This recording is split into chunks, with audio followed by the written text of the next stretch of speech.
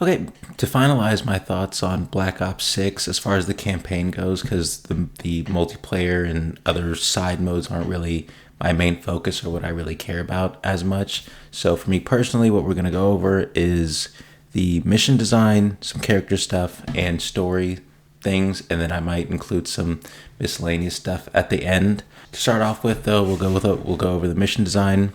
And I made a point in the first video, which I believe I cut out, about how heist-esque the missions seemed. And I counted that as a point against, but as I went and watched more of the campaign, I changed my mind on that because it really defines its own style for this game in that way.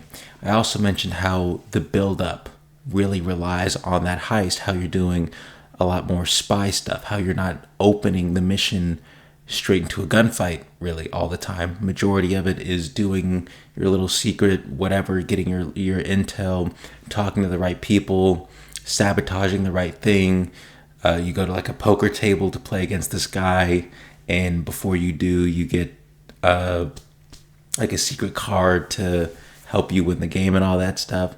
So I changed my mind on that. It's still, subjectively speaking, not for me, but I think objectively, I think objectively, whatever, but I do think that overall for the game, it was a positive. So I think that's good. Oh yeah, different environments. I also made a point to that in the last video that I think I also did cut out, but you fight in a lot of different environments, like I said, which I think also contributes very well to the game.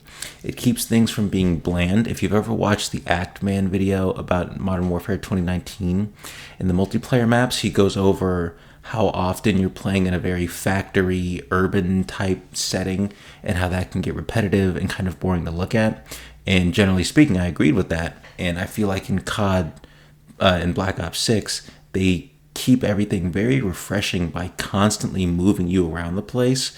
Now, I at least for me watching it, it did get a little confusing for whatever reason, narratively speaking, because you're kind of jumping around so many different places, and it feels like getting to the main subject of what you're trying to do in the campaign does kind of come a little late and can be hard to define earlier in the game, which I feel like contributes to that more confusing factor. But overall, I think fighting in different environments and stuff like that keeps it refreshing. And although I haven't seen multiplayer yet, I'm sure that also will transfer over, or I think it would transfer over to what kind of environments you can fight in multiplayer, which will also, again, keep things refreshing, because hopefully they didn't just copy and paste the environments themselves from the campaign, but rather copied the aesthetic and then changed the map, right? Moving on to characters slash enemy types. So just kind of the people, I guess, just all wrapped up in a bundle. First thing I wanted to speak to was enemy variety. Now, they have shotgunners, machine gunners, and I believe they got snipers and then normal guys just with plate armor, I believe. And I think this is a great step into sort of sprucing up the combat a little bit. COD has experimented with boss fights. I think it was in Infinite Warfare that they did that, or Advanced. No, it was either Infinite Warfare or Black Ops 3.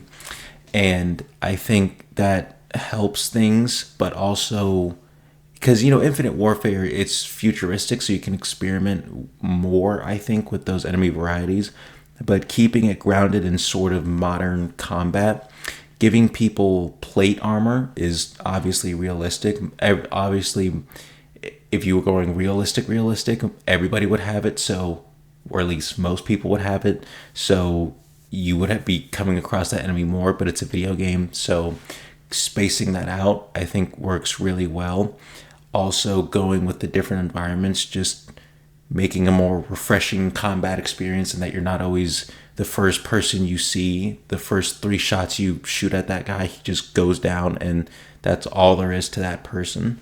And big addition was the RCXD car guy who would sit in the back while other enemies pin you down so that the cars could get to you, and you have to shoot him, shoot the other guys, advance upon him. And those things I think are great and a little more, just better going into combat rather than just shooting guys over and over again normally like you do in every other COD. So I think that was a great point to creativity, and I do hope that shows up more. I think, well, I'll save the overall thoughts for the end, but I think these things should carry over, right? But I'll speak more on that later. Oh yeah, so now I wanted to talk about more of the team itself.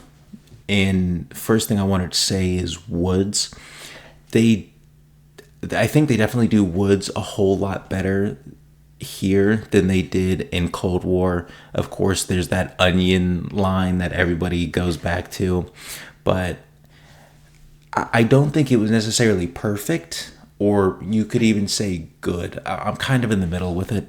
I think they did him better without trying to get more of an emotional tug, but they still he's like the vet, right? He's like the vet. He's adding perspective through his own experiences through Black Ops 2 and Black Ops 1, so that way the things that they're talking about, like you've seen it, you've played it, and you can sort of feel that emotion better because it's not written in a way that you haven't seen or played through already. It's hard to explain what I'm trying to say. I hope that point comes across well. It kind of sucked to see him in a wheelchair the whole time. I know it's 1991 and everything with Menendez and him his knees getting their back blown out basically happened all in the past. I also didn't like that they referenced the Panama thing without showing us, and I know we played through it in Black Ops 2. I know we did see it, but with the whole Adler and Harrow side of things, I was really hoping we'd get to go back to it and see a different perspective of how that happened instead of it just being talked about so much. Because in between Cold War and Black Ops 6, you lose two mainline characters of the story, one being, Hudson and the other one being Mason, and it's only talked about and referenced. And I understand with Black Ops 2 just existing that, you could argue for the need of it, but I think maybe even just a decent little cutaway or cutscene where you get to see what that whole setup even looked like. I think that would have added a little more chutzpah, if you will, to that whole plot or side of things. And the team as a whole, I think, is done a whole lot. Well, not better necessarily, because I think in Cold War they did pretty well, and I think that's one of the things that transferred over. They don't try to Call of Duty Vanguard them by dedicating, the majority, like 90% of the game.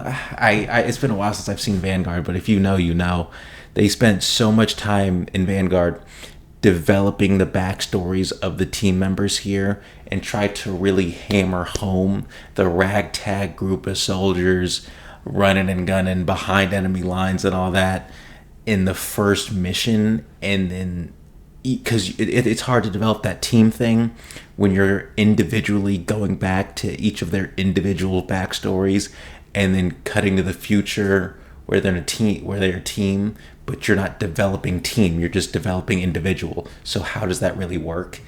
So I think as far as the Cold War Black Ops line of things goes, they carried that character development over pretty well, where they don't try to do too much with it. They keep the story very grounded in what's happening right now and developing people as you go out through the campaign. Just little tidbits here and there, like they did with Lazar and Park and all that, without vanguarding it, basically. Another thing that I didn't really understand, I may still not understand it or like, is why Adler is always, he's seems absent unnecessarily. he's going off to chase a lead, and I get it. There's only so many people, and there's only so many things you can do. But why is the whole team doing one thing while he's always off by himself, off screen, doing other things? Don't quite get it. I would have preferred like everybody stick together. I don't think it was that. I don't think overall it's that big of a deal or has a huge impact on the game. But for Adler being a major player because he was framed for the Panama thing, it seems like, oh, well, let's catch up on all of that. But it is explained away basically, or not explained away. That's a little dismissive. It is explained kind of what happened, obviously, but I just think Adler should be more present. And this is actually something I wasn't thinking of, but you come from Cold War and you lose Hudson and Mason, but then you get the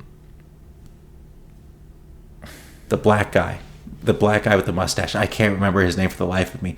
You get him, and then you get dude you play as Case. God, I freaking can't remember anybody's names now.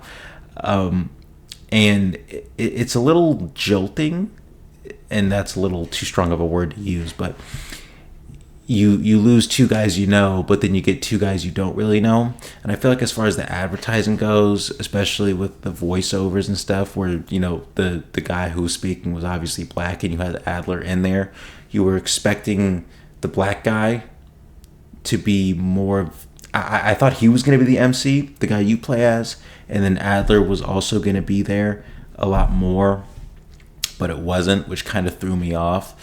And it was a little, and then especially adding Case and you're playing as him instead, threw me for a loop a little bit. Like I said, with the team, I think everything kind of comes around pretty well, but it is, I think, a weird adjustment to make, right? Finally, we are going to get to Harrow's side of things and the story as a whole. And as far as what the main threat is, what Harrow's even trying to do, it's Cradle. It's a psychological weapon. I feel like COD, which probably is one of the weaker points, is sort of running out of interesting threats because Modern Warfare, especially the new versions of it, it's just been missiles and gas, and then gas tipped missiles. And then now we're running into more psychological, biological warfare here. In Black Ops 1, it was Nova 6. In Black Ops 2, it was a revolution, which was one of the more creative ideas, basically. And then Black Ops 3, I feel like it was also a psychological thing with the whole, what was it called, the Forest and all that. And then we fast forward here in Cold War, it was MK Ultra and how you got your mind wiped, and then it was nukes, which is basically still missiles, and then you're back here with another psychological weapon. So I feel like, especially out of all the Black Ops line of games, Menendez's thing, where he was basically starting a revolution to get these things going, was by far a standout drive and motivation and consequence of the antagonist winning. And I feel like if we spent a little more time at the drawing board trying to think up something more creative, because if you're going to use missiles or whatever, I guess that's fine, but because even Menendez wasn't that different as far as his end goal. His end goal was the fall of the West, basically, right? So same thing as Perseus, but how we get to that point, right? So let's try that. I think that could definitely be a building block we try to slide in there to make these stories a little bit more engaging and better. And yeah, that's kind of, no, one more point. Separation for Harrow. When Harrow was injected with the separation serum, the one question I had is that if we have Harrow who is trying to stop the one who's trying to help us, is Harrow her own person? Is this whole idea actually hers? It makes you question, and this might be the point, but just going through my thought process here, if there's a version of her who wants to help, who's trying to fight the actual her, does that mean she actually wants to be doing this, or is the other one just multiple personality disorder? Probably don't want that person handling a biological, psychological weapon, but don't really. I don't completely understand if Harrow is truly against us, truly against the CIA, or the black guy in Case and the whole team, or if she's not. Don't really understand that. Oh, and Pantheon, I'm gonna be honest with you, it just seemed like kind of lame, especially as a name in a group. You just kind of create them out of thin air, out of nowhere.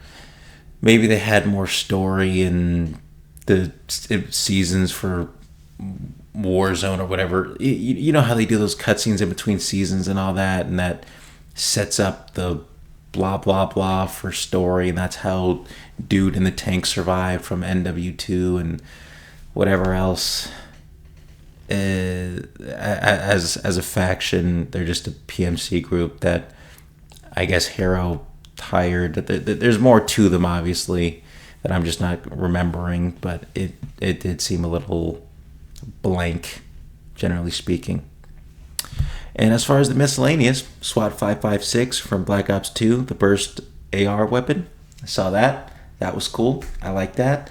And when I play the game, I'm going to use it. So, yeah, that's about it for my final thoughts.